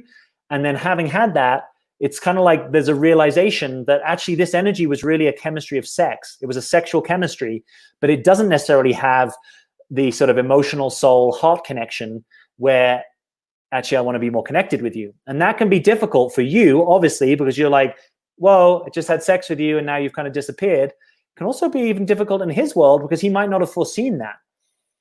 Right? So it's not just like I've been manipulating you into bed. It's like, oh, actually, that chemistry, sometimes that sexual chemistry can be really loud to the point where it's like, it's very arresting. It's got a lot of desire running in my body. And it almost, until that gets removed, either because we don't have contact or because we are kind of sexual, you're not really able to see, well, what's actually here. So that's the less sinister version of this, is just, it was more of a sexual connection than a kind of ongoing connection. And that's probably true for both of you, right? Like for it to be a real soul connection, both people have to actually be a yes to it, right? If it's a real, like, life wants this connection for you, right? Life, God, the universe, astrology, however you think of these things, the bigger picture wants you guys to be in relationship. That shows up by an ongoing desire implanted in both of you, right? It's kind of above your pay grade. You don't get to decide, I want this guy and that this guy wants me. So even though this can be really difficult, sometimes it's clarifying, and that's actually a good thing. Almost like, yeah, I didn't need to get too excited about this. It wasn't anything more than we had a hot attraction. And if you know that's a possibility, sometimes you decide, therefore, I'm not actually going to be sexual with this person. What I want is 3 months or 1 month or whatever my yardstick is of good connection. And then we can be sexual because I know it's actually backed up by something. But if it becomes quickly sexual, you can also look, is there anything on my side of the fence? Sometimes we're prematurely sexual because we have an anxious attachment style and we want to be prematurely attached or close to the other person. Sometimes we are sexual early because we actually sexualize our emotional needs. And our emotional need is to feel connected or loved or wanted. And sex is one way that we can achieve that. But actually, if afterwards it's not going anywhere, I then feel unloved and unwanted, I may not want to engage in it in the first place, right? So I may learn, oh, actually what I really want, even more than being sexual with you, is to feel loved and wanted. And that's what I'm actually going to prioritize. What if the guy won't tell you how he feels? Yeah, welcome to the world of a lot of us as guys. It's not easy to sometimes tell you how we feel. I'm curious what you mean by this. I'm taking it that you may actually mean not just, hey, let me share how I'm feeling right now, but how I feel towards you. And if we're hanging out and you don't have clarity on that, I would just ask. I'd kind of be a bit blunt, like, hey, sorry to be a bit blunt, like, what's your intention for me? Or am I in your heart? Or do you see this being a romantic thing? Do you want this to be like more than just hanging out? Is this friend zone? It doesn't have to be beautiful. It can be clumsy and awkward, but that's where I would be, just not setting yourself up for intimacy without clarity, right? We don't want to be in intimacy without clarity. We want the clarity that then deepens the intimacy. Hi, I'm late. Welcome, Kayla. Flaky guy doesn't unflake himself, for sure. I like that. RKK says, is it okay to bring up other guys to someone I'm dating? We've been dating for months, though haven't had the exclusivity talk. I like him, and I don't know how much time to give to other interested men. Yeah, so if I've been dating you for months and I haven't broached the exclusivity talk, then that's a good data point in itself, right? Because oftentimes if a guy is really interested in you and he wants to relate to you in a monogamous way, then he's going to be also pushing that agenda, right? Like, hey, do you want to be my girlfriend? Hey, can we be exclusive? So the fact that you've been dating for months and that hasn't come up, that's data point number one. We want to pay attention to that. Now, number two is we can say, hey, I want to talk about where we're at. Like, we've been dating for months and I don't feel very clear what this is. So you have a clarifying conversation. Now, if as part of that clarifying conversation, you want to say, yeah, just so you know, I'm dating other people. Yeah, fine. I think it's good to be kind of honest and revealed. I don't think you have to do that, but if you have the inclination, I think it's good. I'm more of a fan of, more authenticity, more transparency. So if you have the clarifying conversation and he's like, yeah, I'm actually dating other people I want to continue to, then you get to be in choice, right? He's been dating me for months. He still doesn't want to be exclusive. In my 0-1 analogy, probably not your guy. Right? He's probably not going to be like, oh, 9 months down the line, suddenly I want to be exclusive with you. So you then get to have your choice. Do I want to stay engaged with him? Or actually, do I want to downshift it? Because if I'm looking for a real monogamous relationship, it doesn't serve me to be in something that is that which I don't want, right? So you bring your clarity and your power into the situation. Wendy Ann, hello from beautiful BC, Canada. Yes, I like that part of the world. Thank you for these ideas, says Jazz and Justice. What about paid dating sites like eHarmony? Yeah, I would be a fan of, where possible, doing paid, because I think you might find the quality is a little bit higher. I'm just a pragmatist. I'm a bit boring in that way. Whatever's working, right? If you're doing the online dating apps and you're meeting the kind of guys you want to meet, great. If you've been doing it for a while and putting a ton of energy and you're not getting results, I would just try something else, right? Because I'm a simple guy. That definition of insanity is doing the same thing and expecting different results. So we got to keep kind of mixing it up and see what actually is giving us the results that we want. And a lot of the times it will be doing something that might surprise us. If you've been doing lots of dating apps and it's not working, get your friends to set you up on some blind dates. Set an intention. I want to have 3 blind dates in the next month. And I'm going to ask 5 friends and at least 3 of them I want to come through for me, right? Or if I'm doing dating apps and it's not working, get on the real apps. find your hobbies. Or if that's not working, get to real places. Go to yoga classes, go to meditation classes, go to your vegan cooking class, go to your dog walking training. Do whatever you need to do to get out there and meet people who are actually in your realm of reality. Hi, I'm Navazar from Singapore. Can an ex come back when you do not contact, or is he willing to change his attitude for a long-term commitment or going to proposal? What are the odds? Yeah, exes can come back. I don't think it's maybe the majority of the time. So I think it might be less than more common. And normally it involves a guy having a kind of a change of heart, right? And one of the biggest sort of change of hearts that I see is a guy who's actually like, you know what? I've sort of been doing this kind of immature thing where I'm not willing to commit to anything. And I actually get that through my commitments come my freedoms, through my responsibilities come my freedoms. So it's almost like there's a kind of slight growing up.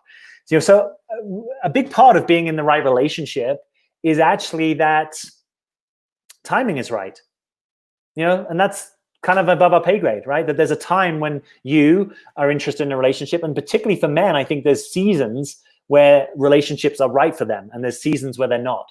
So that might be one of the things, that he's just come into season and he comes back round. What I would say is you don't live your life imagining he's going to come back round. You live your life on the basis that this is done, I'm moving on. And if something comes back round and you're still single and it feels authentically right for you, you can reopen the door slowly, slowly, slowly. But you don't live on the hook for that. And if that's too hard, then I would just prioritize moving on and letting it go, right? It can always come back and you can be surprised. Much better to be surprised pleasantly than to be living in kind of false hope. Denise says, I'm just looking for a nice, kind-hearted, outdoorsy Christian guy that will love me as much as I love him. Over 55, hard to find. I'm very active with hiking, kayaking, skiing, can't find him. Yeah, I hear you. And my imagination is that he's out there somewhere. And it might be, just sort of building on the previous points, it might be that this is not quite the season for some reason, either for him, right? So you're kind of waiting and you're ready and he's not. Or even sometimes it's actually not the right season for you because life or God wants you to learn something you haven't yet learned. And that once you've learned that thing, it will open the door to a new kind of relationship, right? So for example, sometimes, I'm not saying this is you, but sometimes nice, kind-hearted people have to learn how to be more real and authentic, right? That their self-image is constellated around, I'm a kind-hearted person. And what does it mean? It means I stuff my anger. It means I disavow my resentment and I dissociate myself from certain experiences I have because I'm maintaining that image of kindness and niceness. In my experience, I've coached a lot of hours now. No one can be nice and kind all the time, right? We all have difficult experiences. We all have disappointments. We all feel rejected. And so I'm just putting that out there in case there's something that needs to update a little bit, like you're being invited to be even more wholesome and true and authentic to who you really are. And it might include a little bit of the dark side, right? It might include some of those more difficult emotions. No one's proud of feeling resentful, but no one grows if they don't acknowledge they're resentful.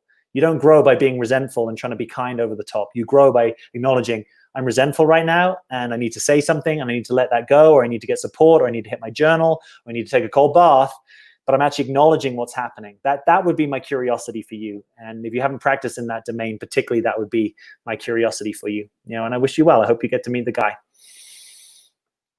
Hello, Jack, I have a question. Could you please tell me how to love myself and to be myself? I'm only smiling because that in some ways is such a simple question. And another way, it's such a full question, right? There's so much that could go into that. I'd obviously say if you haven't, I have a ton of YouTube videos that relate to these things about how to love myself more. What does true self-love look like? One of the facets of self-love that I talk about perhaps more than other people is presence, right? That to be self-loving, I actually have to be present and attentive to myself in real time in this moment. In the same way that I would say, can you love a child if you never attend to them, right? And you say, of course not. You have to be attentive to them at times. Can you love yourself without being attentive to yourself? Maybe, of course not.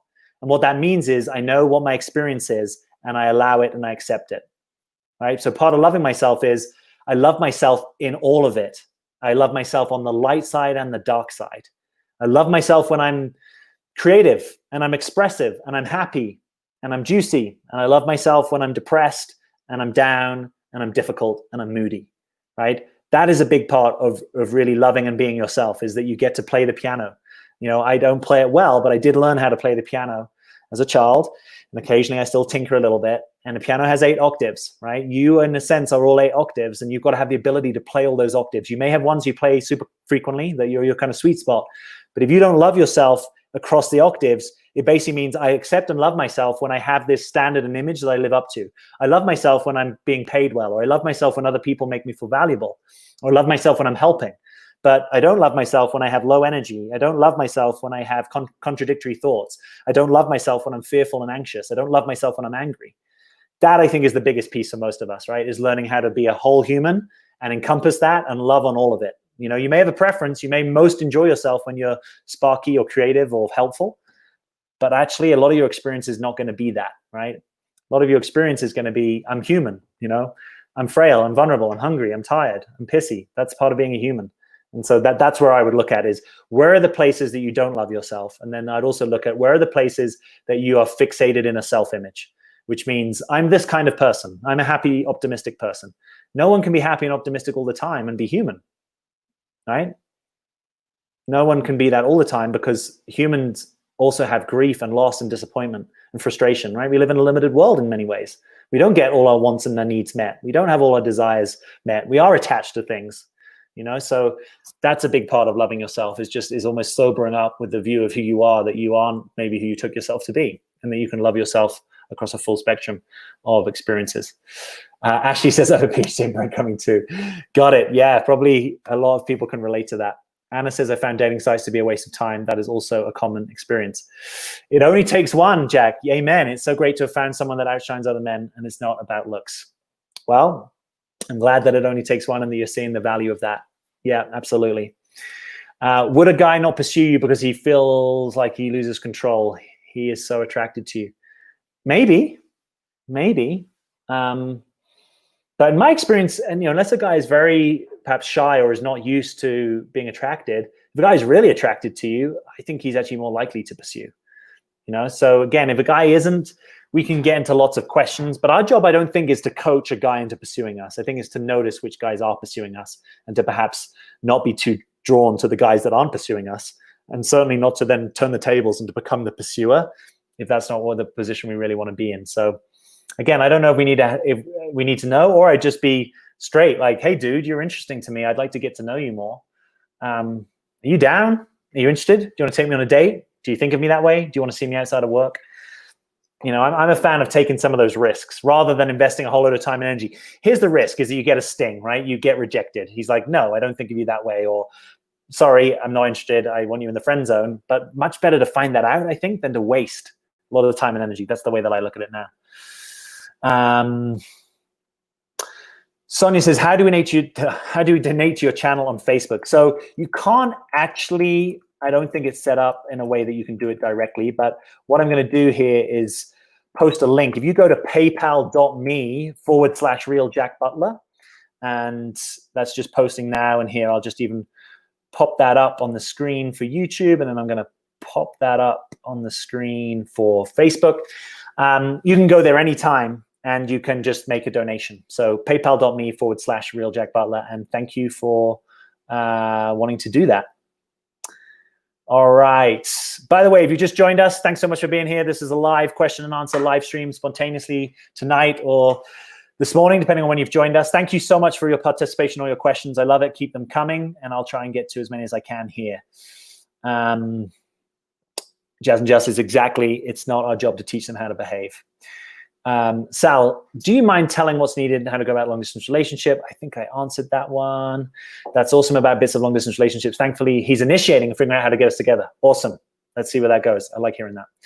Hi, Jack, says Catherine. Love your channel. How do we stick to our breadcrumb boundaries, especially when it's hard to hold our ground? It's like child psychology experiment of delayed gratification.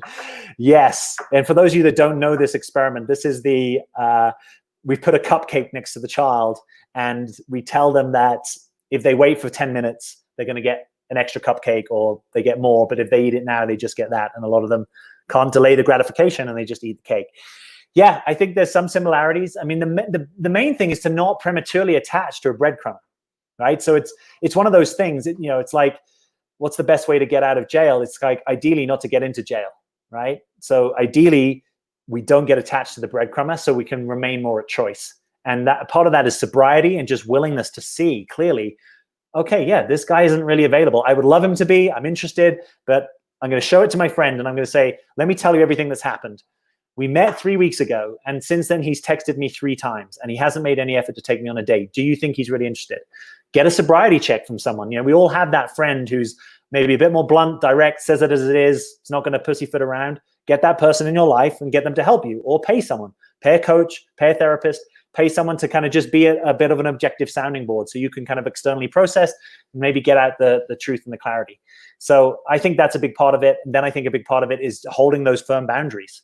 Right. So when I talk about going no contact, and I have a video you can watch on YouTube called How to Go No Contact, it's pretty simple. It's 5 to 6 minutes. Part of it is you might block or delete, but you're also going to unfriend across social media. So basically this person doesn't really exist to me anymore. Of course, it can be a little bit difficult if they're a coworker or a friend of your sister or someone that you might sort of naturally come into contact with. But for a lot of times that's not true. And we can actually remove that person from our field, and we can do it from a place of, I lovingly release this. So that's the best boundary, right? Any of us is susceptible. If you get a text late at night and you're feeling lonely and there's this guy you've had a connection with, any of us would be susceptible to that. So we remove the susceptibilities by actually just removing the contact. That's what I know best about that. Do breadcrumbers change often, or are you wasting your time majority of the time? When we're together, I was always last on his list. Yeah, I think breadcrumbers don't change often, if at all, and you are wasting your time in a sense, the majority of the time. Unless there's something for you to learn, right? Like I was saying earlier, like a breadcrumber could be teaching you how to have a clarifying conversation more quickly, could be teaching you how to name your experience and know your boundaries, but that's sort of like a sideshow to the real thing, which is you actually want to find someone to be in a relationship with. Candy says, trouble with discerning intentions. With this last guy, I had to ask myself if he's reminding me of negative aspects of father, or am I projecting that? So hard sometimes, more self-trust. Yeah. So here's an invitation to you in case you haven't considered this. I'm big into the Enneagram. It's one of my favorite things. If you really want to dive into the Enneagram, hit me up and I can let you know how to enroll in my Enneagram masterclass. But the Enneagram at 0.6 has to do with trust. It's kind of a deep dive into trust. So any of you that have trust issues, go study the Enneagram, look at 0.6. And a lot of that trust issue comes from your relationship with the masculine or the father or the paternal or whoever most represented that kind of energy in your upbringing. And it's really hard to trust when you don't trust yourself, right? So trust is a sort of start at home process. And also for those of us that struggle to trust, what's our defensive style? Typically projection. So these things kind of like are kissing cousins, they kind of run together. So yeah, all of that is just to invite you. If you want to know more about trust and projection, I would look into the Enneagram and look at 0.6. Thank you, Jack. I appreciate your time and advice. You're welcome. Thanks for being here. Wendy Ann, I subscribed a year ago after a bad breakup of a long-term relationship. Using your advice, I chose out of a number of guys, one guy. It's now been a year. He's really my guy. That's so awesome. Awesome. I'm so happy that this has been helpful in any way and that you've found that. That's amazing. You know, may that continue and good luck with it. Thanks for sharing. Jennifer, a guy told me I scare him. What could that mean? I'm feeling very defensive. Yeah, that's interesting. You know, sometimes a guy might be scared because of intensity, right? We all vary in our intensity. I know that historically, sometimes I could be a little too intense on certain topics for people. Another thing is that you could be more in, we talk about in the Becoming the One community, which let me just pop this back up here for those of you that might be interested. So in the Becoming the One community, we talk about 2 dominant unconscious roles, and one of them we call the defender. And the defender is I'm kind of independent. I tend to not want to step into being dependent upon a guy. I tend to be a little bit more avoidant, if you like, in the way that I show up, and I tend to be invulnerable, and I tend to find it hard to cultivate intimacy. So if any of those things are true, sometimes, you know, there's an archetype people talk about, like the bull buster, right? Like the person who's just so kind of tough and much more aligned with their defender archetype, probably more in their masculine energy, know what they want, go after it. And of course, we all have masculine energy in us, and it's a good thing. It's just if that's the only energy you're playing to, sometimes that might scare a guy because it's almost like you're more in your masculine than he is. That's a possibility. Or maybe you've got quite a strong boundary, right? And you sort of like, you kind of really assert yourself, and there can be something great about that. And sometimes that can be its own form of defense. So, you know, if you're really curious, again, I would just be authentic and blunt. Like, hey, dude, you said I scared you. Could you tell me more about that?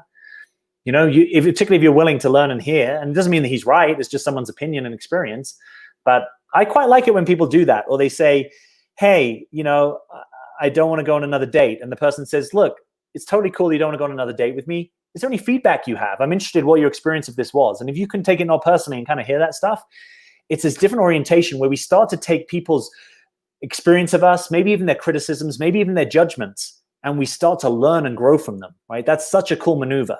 Of course, there's a lot, particularly in the therapeutic world, which is about not criticizing and not judging. And most of us do a lot better when we're not criticized and not judged. I also think there's this other part, which if we can grow a little bit of a thicker skin and be a bit more robust, we can also learn from a lot of other people, things that normally we wouldn't hear because we wouldn't be available to hear them, or we might try and fight someone on it and actually just say, you know what, this is your experience. So you get a right to share your experience. I want to listen. I'll take it or leave it. I'm not taking anything on that I don't want to take on, but it might be that it actually gives me a deeper and truer experience of who I am and how I'm impacting other people. I've recently signed up for it and I'm thrilled with it. So grateful for you, Jack. Awesome. Thanks for stepping into that. And I'm really happy that you're having a great experience of that. Wonderful. Hey to Jamie. Kathy says, I like that answer. I say, let's be totally honest. Right on. Some threads about that. Catherine, thank you for supporting the channel. I appreciate it. Again, you guys are testing me. I'm going to go for Singaporean dollars. I hope. I haven't actually been to Singapore, so I guess I should actually know that, but it was only brief. It was like 7 hours in transit. I really enjoyed it, actually. Let me know if that's true. Love the phrase about sexualizing our emotional needs. It really resonated with me. I think this is more common than we think. Thank you. Yeah, absolutely. And I would even go so far to say, as if we've never thought about this, it's almost 90+% likely that this is happening at times at least, right? Because if we've never actually distinguished that might be going on.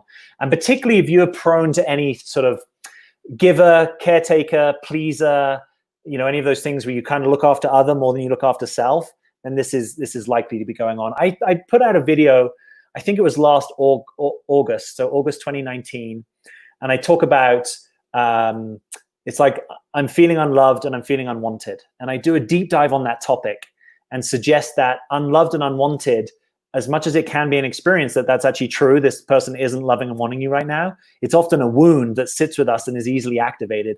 And if that is any of your wound around being unloved and unwanted, then you're probably going to sexualize your emotional needs. That's possibly one thing, because you might find that when you're sexual with people, they clarify that they want you, right? Because wanting you sexually is one way of wanting you. Or you feel valuable, right? Sometimes we feel valuable if we are desired sexually. And I'm not making that all wrong. I'm just saying if that's your dominant experience of your value is through your sexual value, that may be something for you to look at, because it may be that you're actually hiding truer aspects of you that you want to bring to the table. And it also may have you performing during sex, right? Rather than actually getting to kind of be yourself and be where you really are, present moment experience in sex. Thank you for the awesome advice. Most appreciated. You are welcome. We'll continue to follow your work. Thank you. By the way, if you're watching this on YouTube, and you haven't come and joined me on Facebook, you should, because I put stuff out on Facebook, which I don't put out on YouTube. And that is facebook.com/RealJackButler. And conversely, if you're watching this on Facebook and you haven't come and subscribed over on YouTube, a lot of my videos go out in their primary format on YouTube. And there's also some community posts and stories that I sometimes just put out on YouTube. So follow me in both places if you can, because you're more likely to get the latest of what I am up to. All right, let's see how we're doing here. All right, so I'm going to try and pick up the pace a little bit to bring us to a close with all these questions. So how long should you not text without giving the idea you aren't interested? Well, let me flip that round. I'm quite a fan of letting a guy know that you're interested. So anytime you can say, hey, I'm interested, I would like to get to know you, or I would love for you to take me on another date. We just, it's called green lighting, right? So we stop short of initiating all the dates. We just make it really clear that we're interested. So I think any guy that you're interested in, you can let him know that, as long as you can be with, maybe he's not as interested, but that's fine. That's called life, and maybe he is. So let him know you're interested. And then the question of how long you text him, if he's not really texting you, then maybe that's your answer, right? That there's not a certain amount of initiating and pursuing, particularly if you've green-lighted him and said, hey, I would like to get to know you. If a guy only sends hints but avoids direct communication, what best steps for this situation? I would go for a clarifying conversation. Again, I'm not a fan of being in the dark and kind of wasting precious time. So that's maybe, maybe I'm a little bit more on the side of clarity, authenticity of communication, sobriety. Sometimes that might be a little bit to the detriment of the mystery. But, as much as we like mystery, most of us, it turns out, we really want a connection that's going to go somewhere, even if that can include some mysteriousness. So if a guy is only dropping hints, I would maybe say, hey, have you ever thought about taking me on a date? Or I noticed you drop hints. What's that all about? Or where do you see this going? Or get your friend to ask him. Whatever. It doesn't matter the how so much as that you actually do it, I think.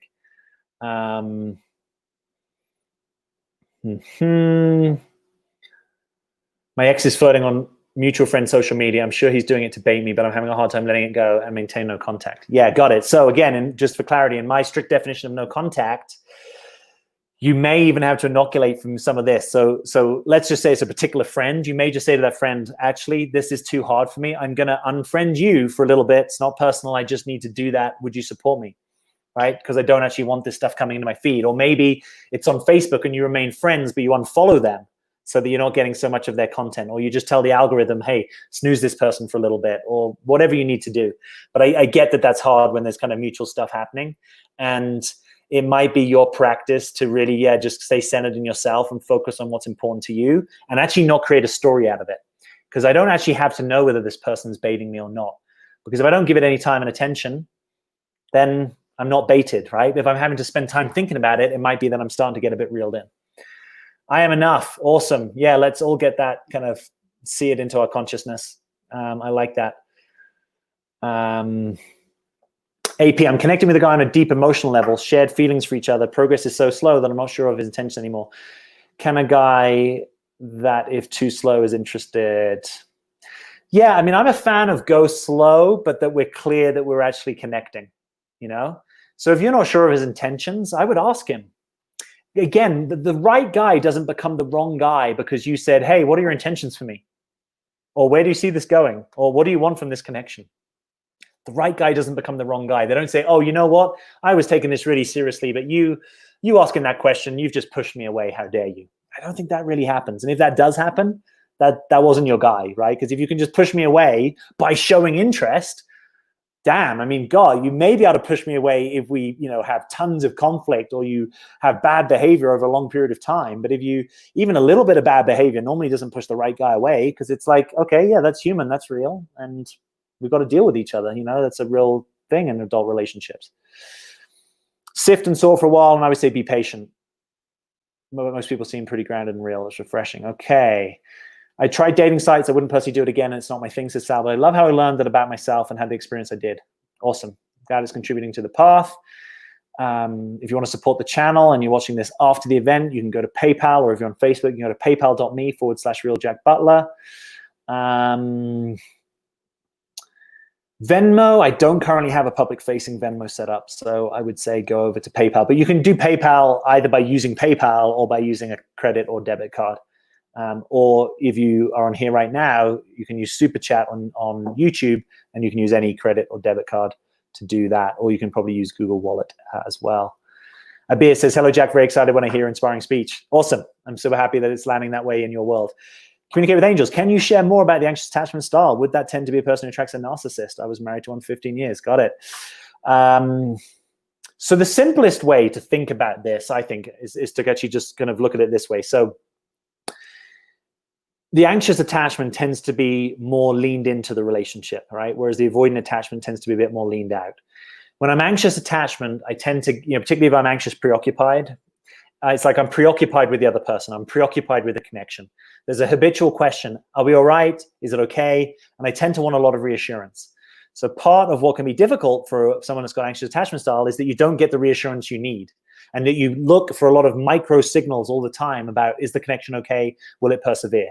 Do they like me? You tend to take things maybe a little bit on the personal side. You tend to find it hard to regulate yourself. We all benefit from co-regulation, right? Which is when we each try to relax each other's nervous systems, support one another, maybe touch or just hold or kind of be connected. As an avoidant attachment, I'm more likely to be able to self-soothe and self-regulate. It's like my self-reliance comes first. In anxious attachment, other reliance comes first. So I'm going to want to look to you. If I'm having distress, I'm going to look to you first, right? Rather than maybe look to myself oh, is there any way that I can regulate this and calm down? You know, both anxious and avoidant attachment styles are gifts and liabilities, right? So I always want to emphasize that. What's great about anxious is that I care about the relationship. I show up a lot. I tend to it. I notice how close you are. I notice that you're distant. I care about that. I'm not just kind of oblivious or doing my own thing. But sometimes the challenge with anxious attachment style is I become a pursuer, right? I kind of pursue you to make sure that you're here, or I have separation anxiety, right? So we spend time together. Now we're going to move into our autonomy and I get anxious. Maybe I pick a fight, or I have some conflict, or I kind of do weird things. So if you notice that at the end of being in connection with someone, like goodbyes are hard and you kind of get weird, that's sometimes an indication that you might have a bit of separation anxiety going on. Neely, I love the Enneagram. I'm a sexual 8 with 7 wing. Awesome. I love the Enneagram too.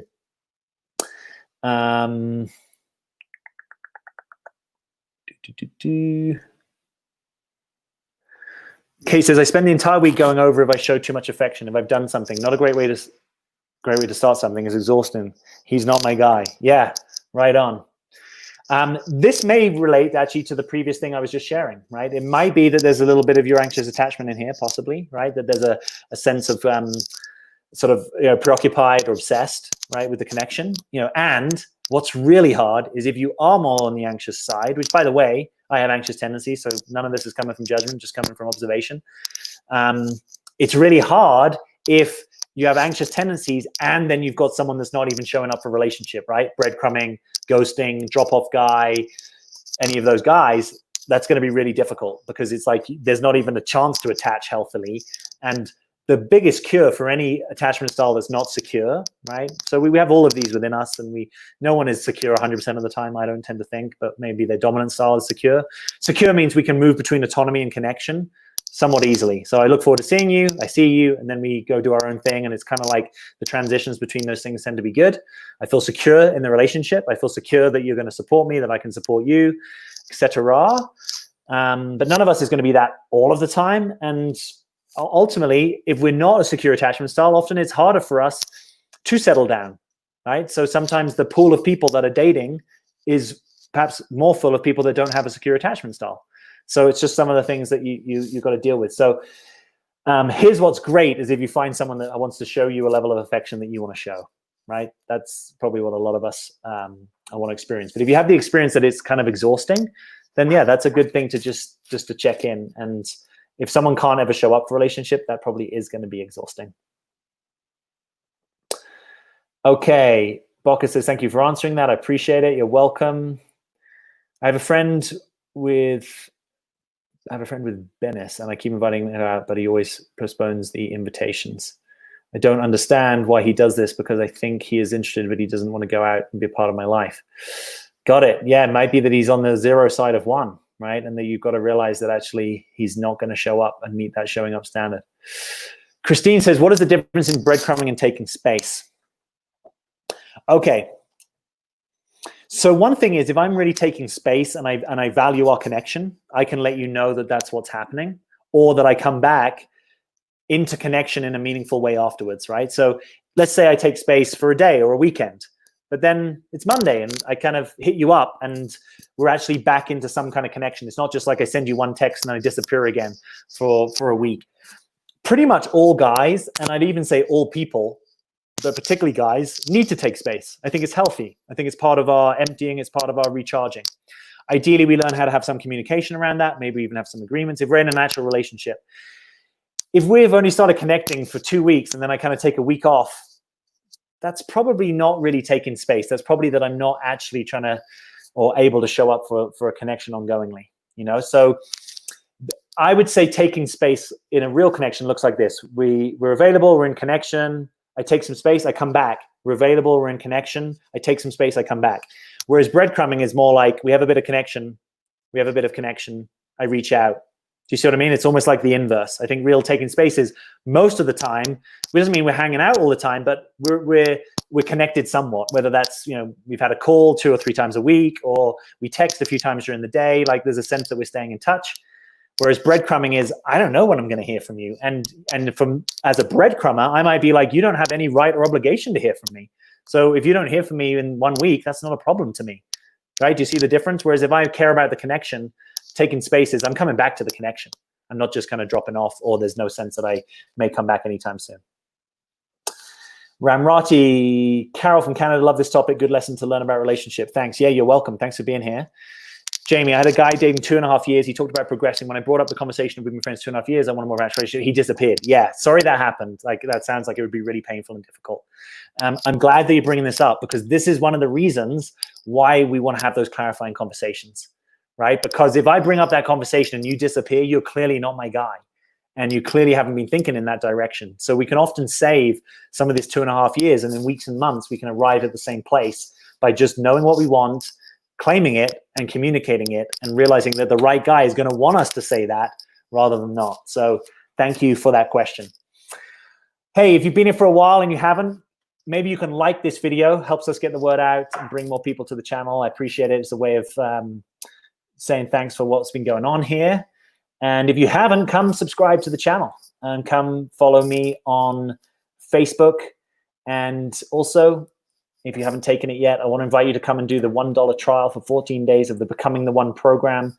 It's a program I created with Clayton Olson, my teaching partner, and it's a really fantastic community of people, and it's a ton of value. So click that link and get involved. Let me come back to the comments here. I've got one from Sue. I met a guy online just before I stepped away from online dating. Texted for a while, then spoke by phone, and have been communicating daily for about a month. Yesterday, he sent me a formal invitation to a dinner date. Very funny and also very touching. My hesitation is that his wife of 34 years died earlier this year. Too early? Question mark. Yeah, good question. 34 years, obviously, is a long time to be in a relationship. So my imagination is that to fully heal something like that is probably going to be into the year plus mark than maybe the months. So I think it's good to be really cautious about that.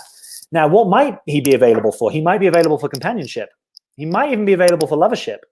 He just might not be ready for partnership. So in this sort of situation, if I was just going to err on the side of how I think about it, I would be saying, do I want companionship and lovership? If he was never available for an actual partnership with me, would I be okay with how we're connecting? And if you are, great. It's, you know, helpful for a guy in that sort of period of time to have someone to connect with and maybe heal and all that stuff.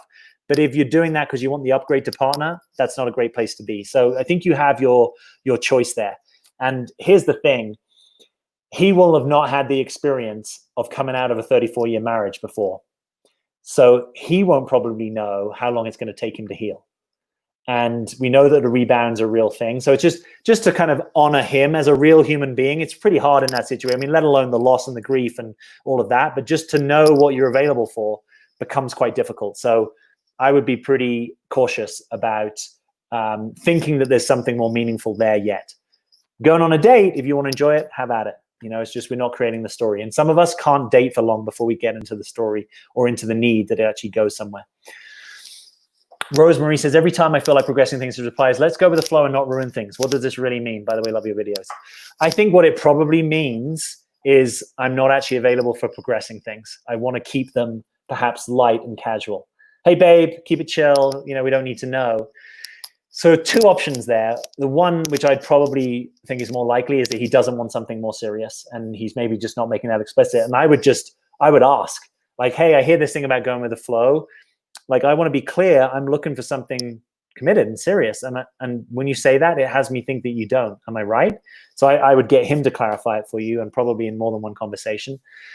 The other thing that it could mean is I have some nervousness about progressing things, or I want to progress them from my side and not on your timeline.